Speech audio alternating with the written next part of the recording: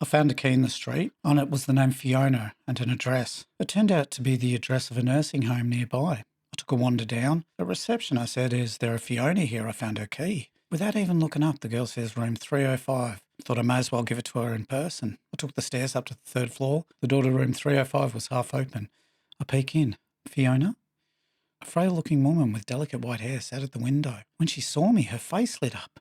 "Steve," she said, "I knew you'd come back." She was ecstatic to see the Steve that she thought I was. I said, "You got me mixed up with another Steve." She goes, "I'm not that far gone yet. Sit down." She seemed so happy I thought I may as well stay for a bit. Lawrence of Arabia was playing on the TV. I said, "What's that actor's name again?" She said, "Peter O'Toole." And then she went on to reel off the names of every main cast member. The nurse walks past, pops her head in. "Is everything okay, Fiona?" "Margaret, this is my son, Steve." The nurse smiled and was gone before I had a chance to explain. Fiona grabs my hand.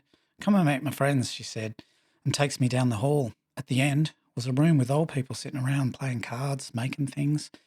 "Judy, this is my son, Steve." Judy studied me over her gold-rimmed glasses and then goes back to her knitting. We sit at a table with an old guy who was playing solitaire. "Barry," yelled Fiona, "my son's back." Barry smiled through his white beard. I said, "Nice to meet you, Barry." "He can't hear," said this voice of a woman who'd just sat next to me. She had impossibly orange hair and cat-like makeup. She was a bit younger than the rest. "I'm Shirley," she said. Shirley gathered up the cards and dealt them out. Barry growled in protest. We played poker with matches as chips. Even Judy abandoned her scarf and joined in. I had to admit I was having fun. I got the nurse to take a group photo of us all. When I left, I promised Fiona I'd come back, and I did, twice a week for a month.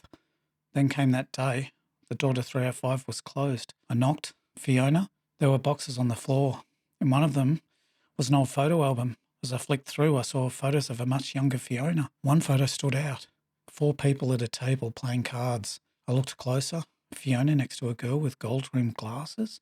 A man with a dark beard. The girl with her back to the camera had bright orange hair. And written in pencil underneath, "Barry, Shirley, Judy and me, 1974. And then there was another photo. The 3 of them at a gravestone. The caption read, "R.I.P. Shirley, we miss you."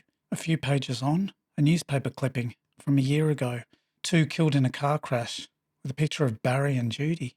I went to the room at the end of the hall. The nurse was there. "Sorry to hear about your mother," she said. I asked, "Where are the others?" She said, "What others?" I looked through my phone for that photo she'd taken of us. It was just me and Fiona sitting there at the poker table, smiling at the camera.